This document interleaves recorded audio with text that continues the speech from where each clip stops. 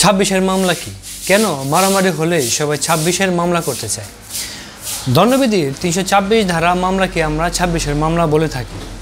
কোনো বিরোধ নিয়ে মারামারি হলেই আমরা সাধারণত এই 326 ধারায় মামলা করতে চাই। কারণ হলো আঘাতজনিত যত মামলা আছে তার মধ্যে সবচেয়ে বেশি শাস্তি এই 326 ধারায়। সেই জন্য যে কোনো প্রকার মারামারিতে আমরা 326-এর মামলা করতে চাই। যদি কেউ 326-এর অভিযোগে হাজতে যায়, সাধারণত তাকে 1 মাস হাজতে থাকতে হয়। ক্ষেত্র বিশেষে সেটা আরও অনেক বেশি হয়। ম্যাজিস্ট্রেট আদালতে জামিন হয় না, দায়রা আদালতে বা হাইকোর্ট থেকে জামিন নিতে হয়। মনে করা হয় 26-এর মামলার অনেক শক্ত ভিত্তি। চলুন জেনে আসি প্রকৃত 326 ধারা আসলে কি।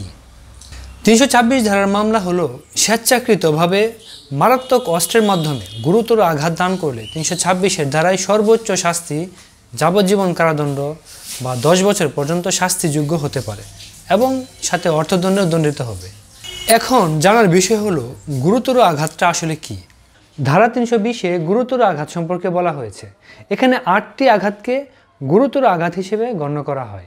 প্রথমত পুরুষত্বহীন করা, দ্বিতীয়ত স্থায়ীভাবে যে কোনো চোখের দৃষ্টিশক্তি বা জ্যোতি নষ্ট করা, তৃতীয়ত স্থায়ীভাবে যে কোনো কানের শ্রবণ শক্তি নষ্ট করা, চতুর্থত যে কোনো অঙ্গ বা গ্রন্থির অনিষ্ট সাধন, পঞ্চম দেহের যে কোনো অঙ্গের বা গ্রন্থির কর্মশক্তি নাশ বা স্থায়ী ক্ষতি সাধন, ষষ্ঠ মাথা বা মুখমণ্ডল স্থায়ীভাবে বিকৃত করা, সপ্তম যে কোনো হাড় বা দাঁত ভাঙ্গা বা স্থানচ্যুতকরণ, অষ্টম যে আঘাত আহত ব্যক্তিকে মেরে ফেলে না কিন্তু তার জীবন বিপন্ন করে না বা যে আঘাতের ব্যথা 20 দিনের বেশি স্থায়ী হয়ে থাকে এবং এর ফলে আহত ব্যক্তি তার নিজের কাজ করতে অক্ষম হয়ে পড়ে।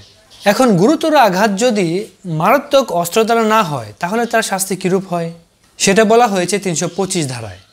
সেখানে বলা হয়েছে যদি কোনো ব্যক্তি স্বেচ্ছাকৃতভাবে গুরুতর আঘাত দান করে তবে উক্ত ব্যক্তি 7 বছর পর্যন্ত যে কোনো মেয়াদের সশ্রম বা বিনাশ্রম কারাদণ্ডে দণ্ডিত হবে, তদুপরি অর্থদণ্ডেও দণ্ডিত হবে।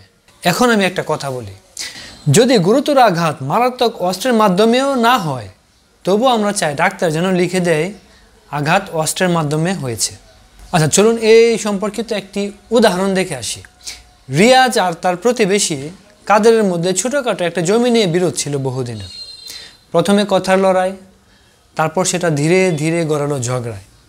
একদিন বিকেলে জমির সীমানা নিয়ে তর্কের সময় ব্যাপারটা হাতাহাতিতে গিয়ে ঠেকে।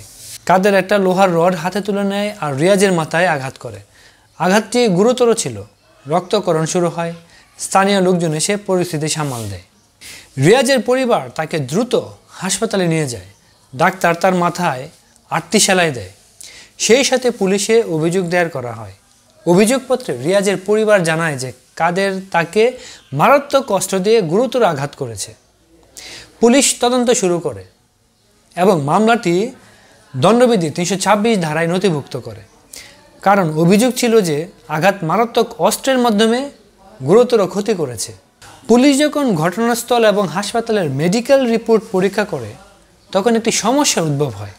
রিয়াজের আঘাত গুরুতর হলেও ডাক্তার রিপোর্টে উল্লেখ করেনি যে আঘাতটি মারাত্মক অস্ত্রের মাধ্যমে হয়েছে, বরং বলা হয়েছিল একটি লাঠি বা শক্ত কিছু দিয়ে আঘাতের ফল। এদিকে কাদেরের পরিবার পাল্টা দাবি করে যে রিয়াজ ইচ্ছাকৃতভাবে 326 ধারায় মামলা করেছে যাতে কাদেরকে কঠিন শাস্তি পেতে হয়। আদালতে মামলাটি জমা দেওয়া হলে বিচারক তদন্ত প্রতিবেদনের উপর ভিত্তি করে সিদ্ধান্ত নেন যে আঘাতটি গুরুতর হলেও মারাত্মক অস্ত্রের মাধ্যমে হয়নি, ফলে 326 ধারা প্রযোজ্য নয়। আদালত মামলাটি 325 ধারায় স্থানান্তরিত করেন। মামলাটি শেষে কাদের 6 মাসের সশ্রম কারাদণ্ড এবং অর্থদণ্ডে দণ্ডিত হয়। তবে রিয়াজের পরিবার তাদের ইচ্ছা অনুযায়ী কঠোর শাস্তি আদায় করতে ব্যর্থ হয়, কারণ 326 ধারার জন্য প্রয়োজনীয় প্রমাণ ছিল না। এই ঘটনাটি আমাদের একটি গুরুত্বপূর্ণ শিক্ষা দেয়। 1. মিথ্যার আশ্রয় নিয়ে মামলা করার চেষ্টায় জটিলতা বাড়ে। 2.